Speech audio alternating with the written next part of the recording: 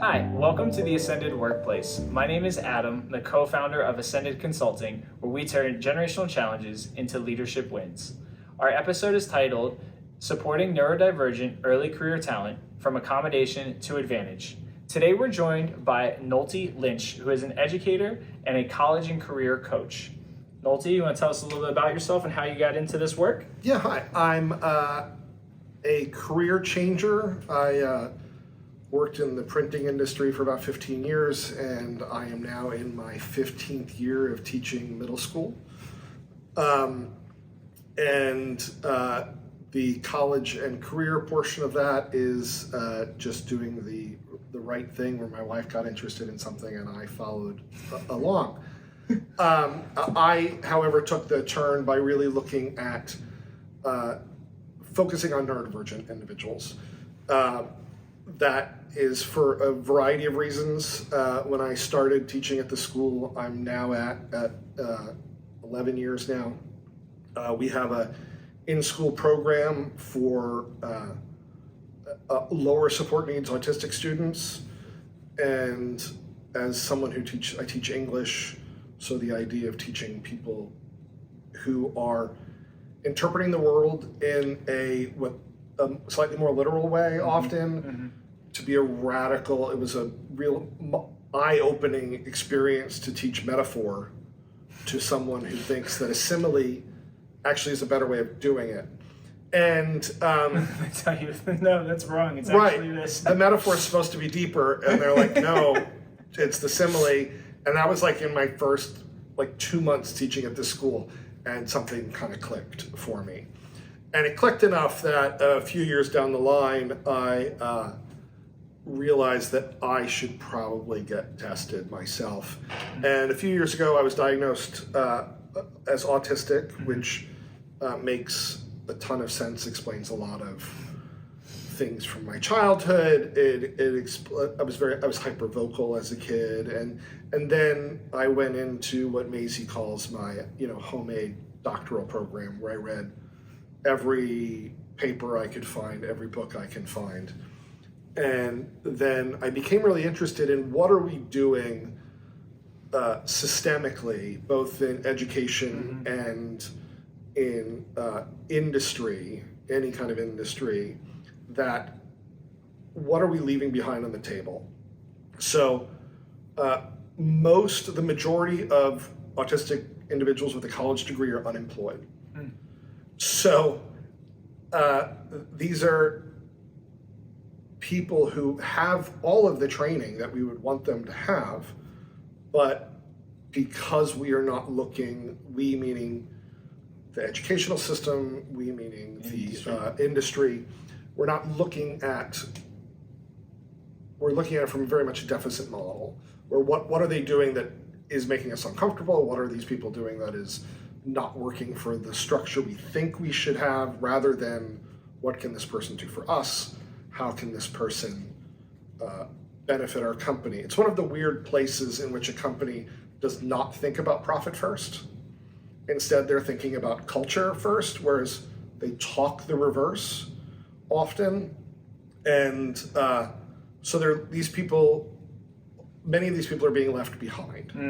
And often inadvertently, because there's a lot of people like me who are very high masking, I did great in corporate America, great. It was a struggle, but I got promoted, I moved along. But there are, people who might just be a little more, their autism might be a little bit more noticeable. Right. And these are, from an industry perspective, I want people to realize that this is harming your company.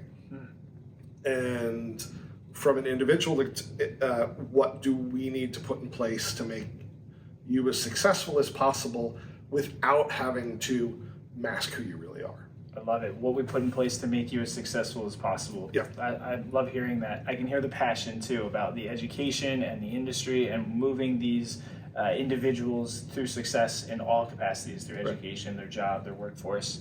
So you talked a little bit about this, but you basically, we led into my first question, but when leaders hear the word neurodivergent, What is the misunderstanding that they have? So I think there's two parts. One, I think people conflate the word neurodiverse with neurodivergent. So neurodiverse, you'll see this all over the place, but neurodiverse just means that we all have different brains and we all think differently. We are, as a species, neurodiverse. Neurodivergent means that you have, your brain is working differently than like the average or the mean. So I think when people hear neurodivergent, especially leaders, be they teachers or managers or what have you, they, unless they've spent time really thinking about it, they are thinking of one of two things. They're either thinking of the super high functioning, doctor on a, Sheldon from The Big Bang Theory, that kind of very stereotypical. The media portrayal. The media portrayal of what we used to think of as an Asperger's individual, or they're thinking someone who has much higher support needs. They're not realizing that, the savant that's not part of, it's a different type of neurodivergency, and a lot of the learning disabilities are separate from this as well. And so what they're not understanding is that neurodivergent really just means that you are approaching and interpreting the data from the world in a different way. And so that's the misunderstanding, is that you're getting, this is an additional viewpoint. Right. That, I try to think industry terms, it's a viewpoint that can be exploited. This is not what you want to, this isn't what you're saying to your employee, but this is what you should be thinking about big picture as a company. This is an asset that you can. It can broaden your perspective across. It can broaden your perspective. They say you meet one autistic person, you've met one autistic person. There's no stereotype necessarily. There's no reliable stereotype, but it's not a one-size-fits-all. It is not a one-size-fits-all. There's a lot of research that shows that autistic people really recognize autistic people really fast, and non-autistic people recognize non-autistic people as being a little off. There's been research that shows you meet someone, if a neurotypical person meets an autistic person, they just feel it's wrong. Oh, okay. They get past that. But that's the other sort of thing. It's the initial reaction. It's this otherness. Yeah. And so I think and we go back to this misunderstanding, is that this idea of otherness can be overcome. That you can, everybody, if you think of it as something that you can learn to live with, or that you can learn to succeed with, then you can move past. But we tend to see this doesn't fit our. We have a square hole, and this is a round peg, and it doesn't fit, but we forget that we have a lot of round holes that we need to work with. Right. So I know it's not one size fits all, and it's the individual is going to take precedent over the group, right? And in that sense of thinking about it. But we do want to talk to some of our listeners about specifics that neurodivergent students or workers might struggle with most, so that leaders have a solid point to work from, right? Okay, so there's a couple big things. We can start with sort of, in my opinion, one of the easiest things that can be corrected is often environment. When you're working in an office environment or in anything like that, you have very little control over your space, generally. You don't have control over the lights, you don't have control over the temperature, you don't have control over all of those things. And often neurodivergent people are more sensitive to those. To the things they don't have control over. To the things they don't have control over. So allowing employees more control over that space. Over the space, over the actual environment, right. The actual space. But also realizing that, if I'm going to do better if I have my AirPods in. Because then I'm not hearing I'm hearing right now the refrigerator. Right, the AC, yeah. I'm hearing the AC and when you hear it, you go, oh, and then it's gone. You forget to hear it. I hear it, and it never stops. It just stays. I hear it. Yeah. And so when we think about students, especially students, because you come from school, especially if you're just thinking secondary school, every minute of your day is planned. Right. Now you might not like that. It might be problematic. You might have other issues, but you know that at 12:53 you are going to lunch. Right. That schedule is set. That schedule is set. And you go into the workplace, you are required to do some of that setting yourself. Right. And very much so. Right. And if you decide that you're going to do lunch every day at 12:53, you might miss out on opportunities to network. You might miss opportunities to work, to catch up on things, to realize that, oh, if I did it at 12:30 today, I could go home early. So looking at that level of rigidity, and each individual person has to come to the decision, is it worth it? Right. Is going at 12:53 for lunch, is that something that is going to, if I worry about that, it's going to make my whole day worse. So then you just do it. And that's where the companies need to be able to go, if this person really wants to go to lunch at 12:53, it doesn't hurt me. Right. It's the flexibility while still maintaining if they're achieving what they're supposed to be doing. Right. What hill is worth dying on? And most of these hills about like sort of minor scheduling or location, or if someone's sitting in their cubicle and they want to wear, sunglasses because they don't like the overhead lights. Nope, you shouldn't. It doesn't matter. Yeah, you don't want them wearing sunglasses if they're customer facing, but if they're sitting in their cubicle and they're wearing headphones and sunglasses, I think the corporate image. But if you're in a cube farm, there's no image to project. But if the leaders in the companies have specifically outlined what it is that makes that job successful, right? And they're meeting those success points by wearing they're wearing their sunglasses, right? But they're meeting all of those success points. So when you're reviewing that employee and you're looking to see if they're up for promotion, they could be very much so achieving, but sometimes we'll get blinded by those other little things that might be happening that make it seem like they're not being as successful. But really, if we're looking at if they have the guidelines in front of them and they're able to reach those guidelines in their own way and still in company policy, whatever the actual, we should have that flexibility. Right. What is the policy? Are employers, is their policy about the job? That's or huge. Is it about some perception, often outdated, technologically outdated, culturally outdated? If you're hiring someone to write code for you, their ability to be lovely and chatty in an interview doesn't matter. Right. We lose that right at the beginning because we have, Benjamin who works in HR, and Benjamin works in HR because he loves talking to people.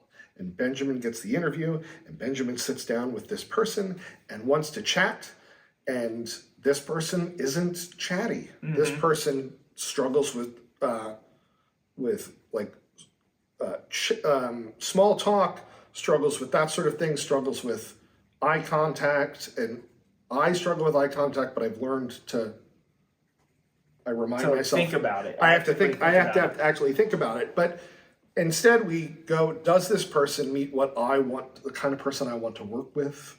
Or is this, when instead, does this person write code at the quality and speed that I want them to? It's alignment with what the job is asking for. Right. What is the job description? Because the job description, you're not hiring them for sales. In this perspective, this theoretical person is looking for a job in coding. You're hiring someone to write code, so that should be the basis of your desire. And so when we look at that, and when we are doing this, we think about what kind of, what's the point of our corporate culture? Is the point of our corporate culture to be a productive company? Or is the point of our corporate culture to maintain something? And that's a decision business owners have to make. I think in 2026, it is a no-brainer that this should be about productivity. This should be about, a company is about productivity and a private company is about profit. And you are getting in the way of your profit if you expect the person who is, writing code, or the person who is doing your accounting, or the person who is, doing like your IT work, that they have the same level of charm as the person out front selling your car or whatever. And so I think what we get wrong is that we think that at that interview process, especially at that very beginning, that very early, because my second job interview, I had something, I know what I could talk about. But if you're just showing up with your college resume, and fresh out, that where you filled fresh in a lot. face. There's a lot of hobbies on that resume, right? A lot of volunteer opportunities on that resume. The person hiring and the company hiring you doesn't have a lot more to go on. And so I think they tend to default for these sort of what would be a universally accepted candidate, rather than going, like, I would really want to see the manager, HR should be great to go, okay, is this person, obviously, are they unemployable because of some sort of history or some kind of other thing, or I called their old boss and their boss said, no, never hire them, or whatever. But if I'm looking for a job as, like, when I'm interviewing people for a teaching position next week. And so they got me as one of the teachers, as the person who would actually be managing this person, to be part of the interview, because I know what's actually needed from the thing. Whereas if someone came from central office to do the interview, they're going to have a different perspective of what they think a teacher looks like, whereas I know what in that classroom that person needs. And I think this is what's being left behind, partly because we are using outdated models. So as we're thinking about support for these leaders and for these companies, we've heard this word tossed around of universal design. And especially with neurodivergent workers, neurodivergent students, this universal design. Could you explain universal design in some simple terms for the leaders that are listening? I would love to, because I love universal design. That's spectacular. The first time I heard about it was when I was like a baby teacher in training. And so UDL, what we call Universal Design for Learning, comes from, it's an architectural term, universal design. And the idea is that you build, when you're building a structure, you build the structure to support as many people as possible. And so the classic example of universal design is that if you're making a building and you have steps to get up to the front door, universal design would say, put a ramp in also. And we look, so someone in a wheelchair can access the front door. But that's not really, universal design says that's also what the UPS guy is going to use. That's what the woman pushing a stroller is going to use. That's what the person who's carrying a birthday cake for some office party is going to use that ramp. So the ramp doesn't really change the design, but it allows universal access. And often when we think about these sort of levels of access, we're really pinpointing it. Instead of looking at it, how can this help this person? We go, what can we put in place that will help as many people as possible? And so when we think about individual accommodations, like how do we fit that one person, individual versus these universal design accommodations? An individual accommodation is working toward a specific need for a specific person. Now there might be a couple people, but it's what does that one person need? And so like in my point and the other is like, so we have students who have individual accommodations who need text to speech. They have maybe a vision problem or whatever, the novel I'm assigning them needs an audiobook. Great.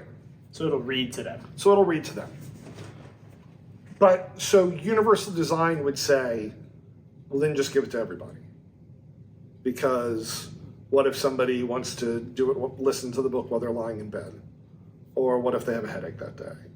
Or, what if they're on a car ride and they can't read in the car? Mm-hmm.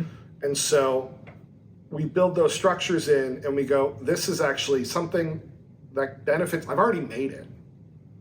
So posting it to all of my students doesn't change anything, except the access is now universal. Mm-hmm. So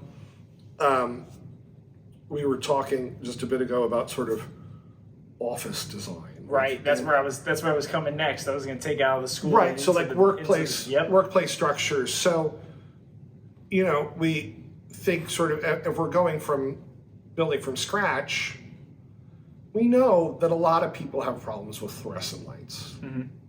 So why put them in? It's like, if we're starting from scratch. If we're starting from scratch, or we know that even now, offices are kept colder than they should be because the temperature is still based around men wearing a suit.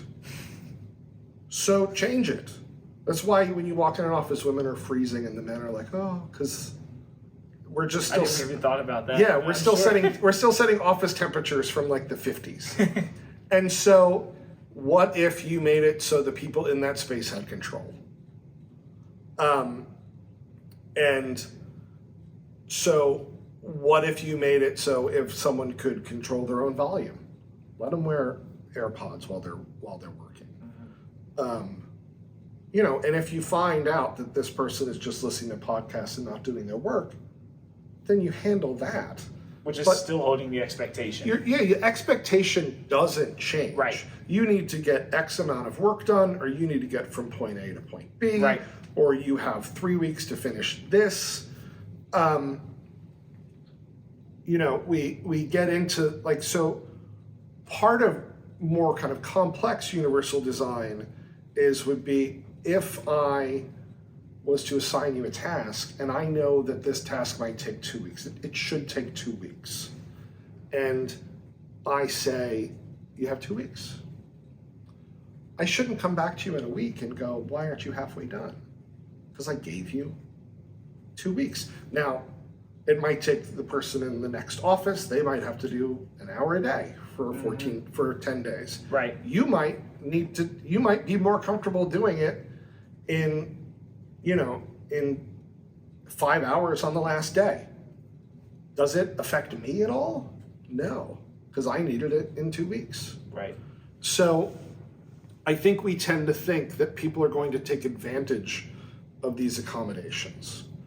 And people only take advantage of things if you let them take advantage of things. Right. If they're not, if you say to someone, you can, wear the AirPods, but in a meeting, you can't because our clients might think it's rude. Right.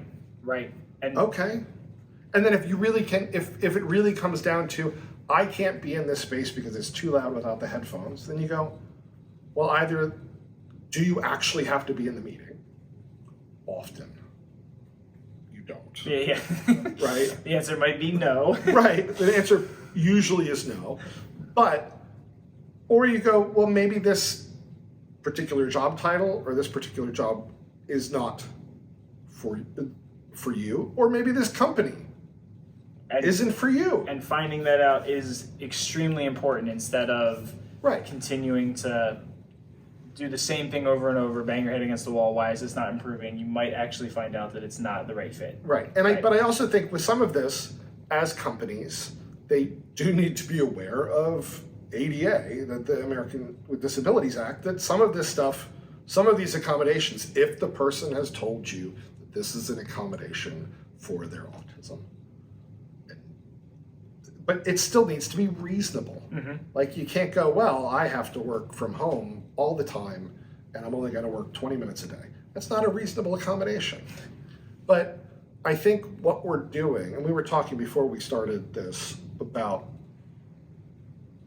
how companies are often either being run or being run by people who are coming generationally different. Mm-hmm. not just Right. in time, but or they're being run by people who were trained by people who are generationally different. And we haven't re-looked at our processes to go, does that actually need to happen anymore? I mean, we saw this a lot with work from home with the pandemic. Right. We said, oh, a lot of the research showed when people were allowed to work from home, they were more productive. And people said, oh, but how are we going to hold them accountable? By the product. Yes, by the things we value. Right. Yes. If they have to produce X, then if they don't produce X, fire them. Right. Or retrain them, or whatever you feel is like corporate culture, whatever you feel is right for you in your heart. You're not required. This is private industry. This is even public. Like if we had a substitute teacher who just didn't do part of their work. Didn't think it was part of their job. Just wouldn't do it. And we said goodbye. Yeah. Because there is still, and I think people think that someone who's neurodivergent is not going to be able to understand accountability, or is not going to be able to understand the reason for the accountability. And because sometimes we can be a little difficult about it. But the difficulty is you come to me and go, we need you to do X. And I'll go, great. And then I go do it. And then you come to me and go, well, why did you do it that way? Did it wrong. I'm like, are you happy with the product? Yes. Right. And and guess what? I did it faster and cheaper. But you still want me to change? Right. No. And this is where sometimes we talk about neurodivergent thinking as being more rigid. And it's not necessarily rigid as in I will never change my mind. It is rigid that if I'm going to change my mind, it's for a reason that I understand and that I know makes sense. But if you just go, well, that's the company policy. Well, why is it the company policy? And if you've been the manager for 20 years, not your young self, if I was the manager for 20 years and you came to me and I go, well, that's how we do it. The pushback can seem disrespectful. It can seem problematic. And this is where the other difficulty sometimes with neurodivergent people, one of the hallmarks of one of the diagnostic tools of autism is that social interactions are sometimes more difficult. And so if I'm not reading the fact that I'm going, but why, and I'm not reading, because one, I'm not making great eye contact, and two, I'm not reading that you're getting really upset with me. And I'm like, hey, we're here to solve a problem, man. And you're like, no, you're the problem. And so we have to, I think as employers need to think, what is my job? Right. What's the part that's actually valued? Is my job to get a product of a certain, most companies are to produce something. Yes. At a level of quality that you agree to in as least amount of time and money as possible. That's no matter what it is. Right. No matter you're publishing books, you're building cars, you're plumbing, no matter what. Yeah. And I think we forget that we need to be able to welcome new experts into the room. Agreed, for sure. And if we've been the boss for a long time, it's easy to think that we're still the expert in the room. Yeah. And even if I'm not the expert in the room, I think a skill that I have is my willingness to ask those questions, is to poke holes in it. Right. And I now know enough to go to my principal early on in our relationship to be like, hey, when you come to me with a problem, I am going to automatically, without thinking about it, look at it, find every little problem, and ask why.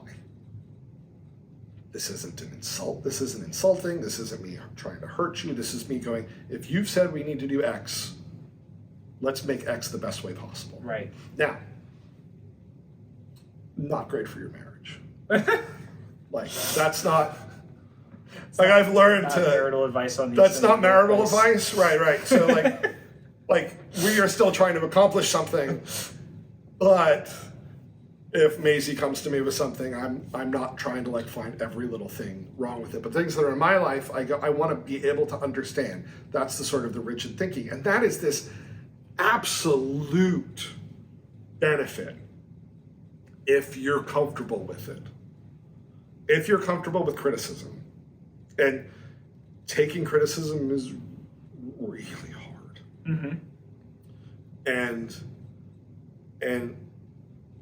especially the longer you've been doing something, the harder it is, the more hurtful it is to realize you might have been doing it wrong, or that things have changed and you might do it better. But that level of openness is indicative of what you think is important. And if you're in a company, is the product or service the important thing? Right. What is valued? Right. And sometimes maybe it isn't. Maybe it's service. Maybe you're doing it for, maybe it's a nonprofit. And I go, the reason why we do it this is because this takes longer, but we have employed 3 more people to get it done. And that's what our values are. Great. But if you were to explain that to me, thumbs up, all in, fully in, get it, cool. And I might even go, I got a way we can get a 4th person in here, right? So, but if the point is to make it better, cheaper, or faster, it can be understood. Yeah, and so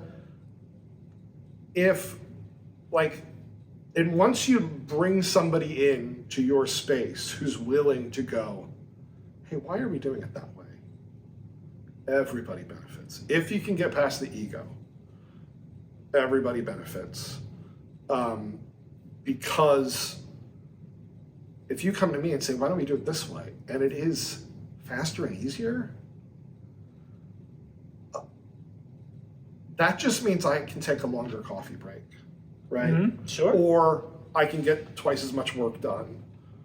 Or I could go home early, right? Or we've saved enough money that we can now expand, or whatever.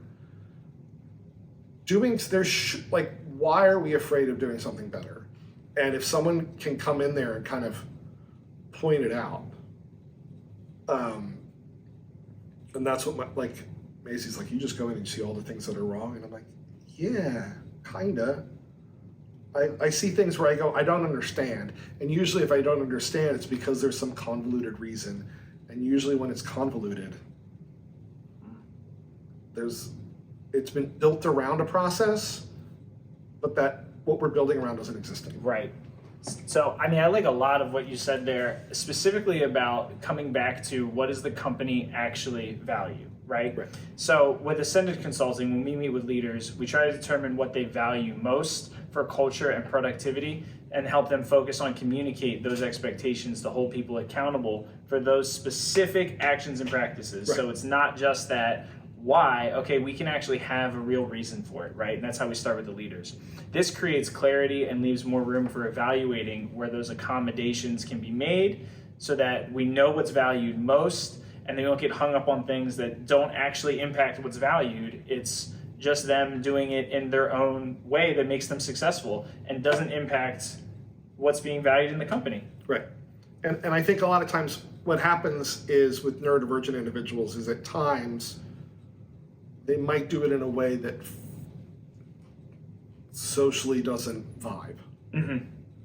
And the guy that you're going out to happy hour with who has I got some idea about how we can do it different, and you're sitting at happy hour and having that conversation, a lot of people might feel more comfortable getting that new information in that kind of space, as opposed to someone just kind of walking up to you cold and go, hey, why don't we try it this way?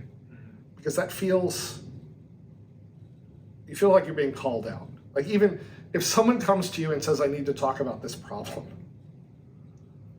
Oh man, I've been teaching for 15 years. I am the head of the English department at a large school. And if I get a phone call in my room and it says the principal needs to talk to you, my stomach drops. I'm 51, man. I shouldn't be like, Call to the principal's office. yeah, I'm like, It never goes away. it doesn't. And so the same thing is if someone looks at me and go, why are you doing it that way? And I'm like, what do you mean? Why am I'm doing it the way I was taught, man. And so, like, and this is one of the things that we are talking about early career neurodivergent individuals. And like I talked earlier about masking, which is this concept of neurodivergent individuals, especially ones who have lower support needs. We've learned how to pretend to be neurotypical. Some of us to better effect than others. A lot of us have little tells that we can see from across the room. One of my daughters is autistic, and sometimes we'll just sit there and we're in a crowd and we're at a baseball game, and I'm like, look over there, and she's like, yep, Tell. it's like you, Dad. But masking is also masking can be very harmful because you're essentially pretending to be someone you're not. But it is also a skill that can be harnessed, and it's a skill that everybody uses. And it is we talk about code switching when it comes to language, but we also do, and everybody does code switching when it comes to, you're going to act differently at if you're at a ball game, you're going to act differently than if you're at church, than if you're in the office, right. And you're going to act different. If you're at work, you're going to act differently in the break room than in your boss's office. And so when neurotypical kids grow up, it feels like to us that you guys are given this rule book of how you're supposed to act in these different places. You've been given instructions, and we've been given nothing. And so we just make up as best we can, but often we find like, oh, that didn't work. Oh, that didn't work. But if you can gamify it to a certain degree, to know that to learn the rules, and this is where sort of working with a career coach can be helpful. Sure. This is where having a mentor who can understand. I think the mentor relationship is one of the most underutilized concepts ever. I got to really do it for the first time officially this year. I've done it unofficially, but this is more an official one. I learned a lot about myself through it, but it is also realizing that there is some realization that from a neurodivergent person, there are rules to this. And this does get better as you get older, but like my 13-year-old autistic student is going to have a different level of approaching me than I might be to another adult. And so if you don't learn those rules fast, this is why you're going to, the more closed-minded people in the office are going to find it a problem. You're going to, the ego that you didn't realize you were upsetting. And this is why very early on in a space, it is important to understand that. But I don't think when I was younger, nobody said to me, if you go into this space, this is how you watch these people before you do anything. That's what a mentor. This is where a mentor relationship. Yeah. Hey, I'm going to go talk to my boss about this. Why don't you come with me? Right. So you can see how I talk to them. And I might leave and I go, that guy's a jerk. But, he's the owner's cousin. So you have to go in. I need to give him this information. And I smile the whole time and then I walk out. I don't have to like him, but these are the rules. And if you tell me the rules and why the rules, I will follow that rule. Now, I might follow that rule more than I should until you go, hey, until you learn the exceptions. But that's where having a mentor, that's where having as you were saying, clear expectations about values, and if behavior, rudeness is a value, then how do you define it? Like you were saying, what are values? What was the other thing? Values and expectations.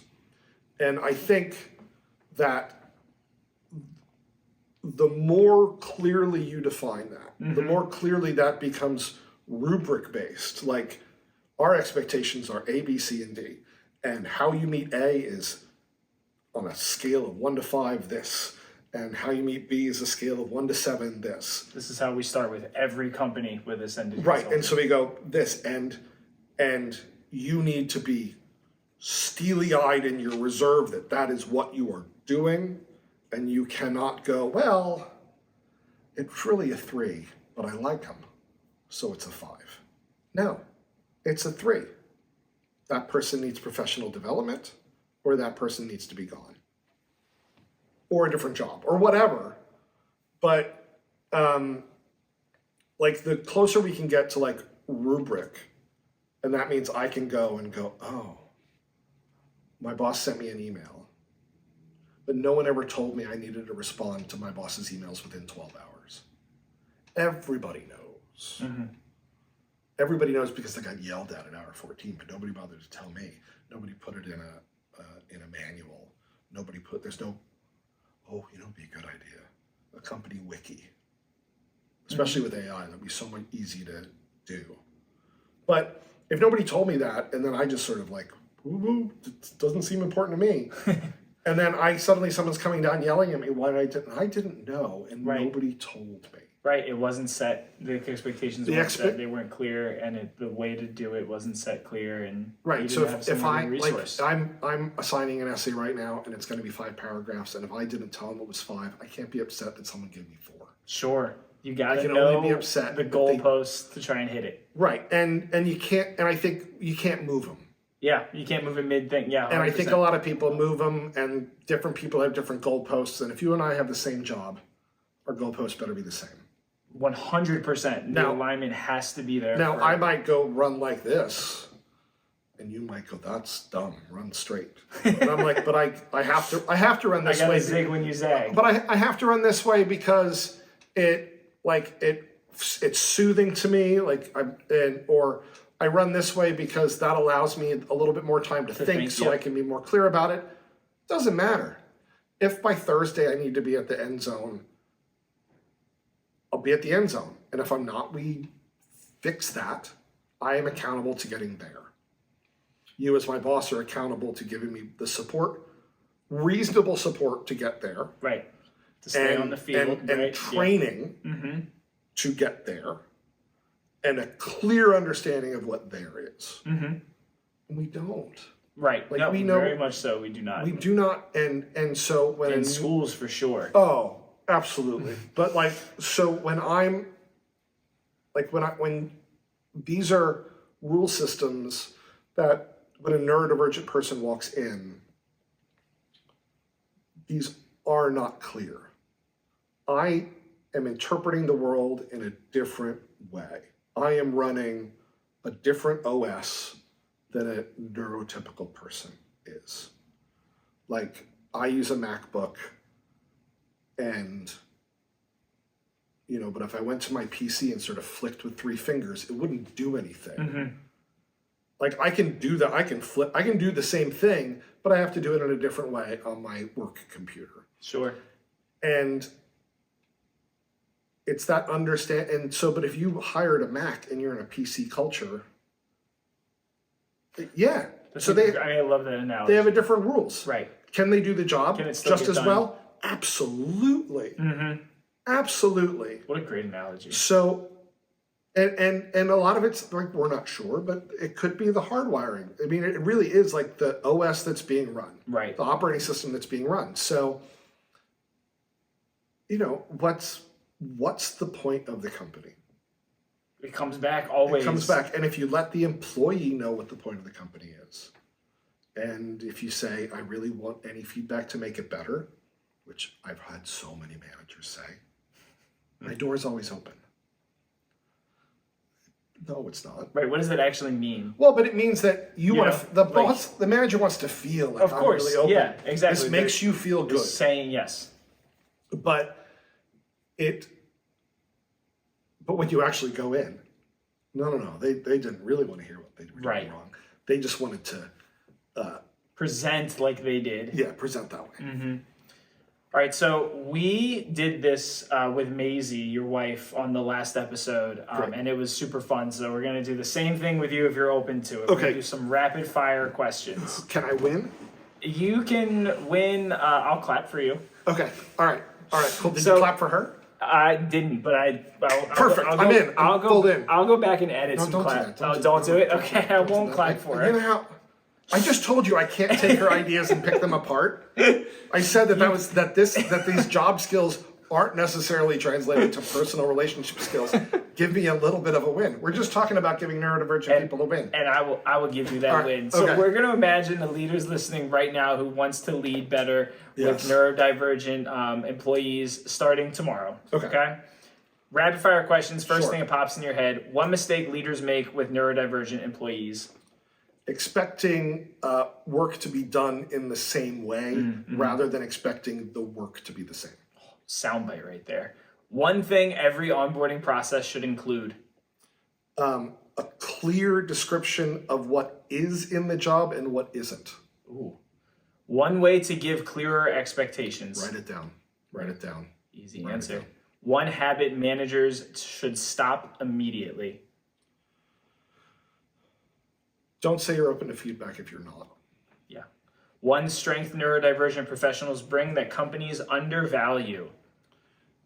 The ability to overturn fixed structures.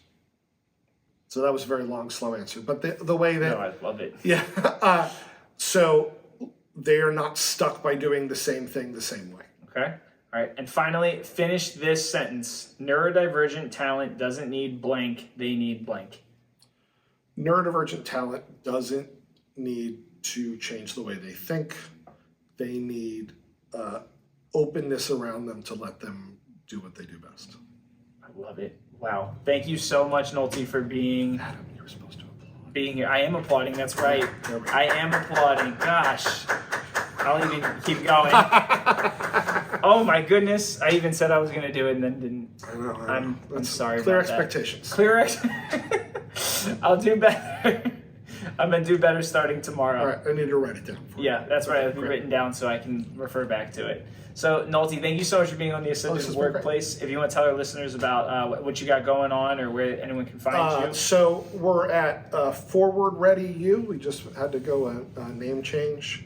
Forward Ready U. I'm going to be giving a talk up in New York in a couple weeks about UDL and how it relates to demand avoidance among children, and hopefully that'll be a paper soon.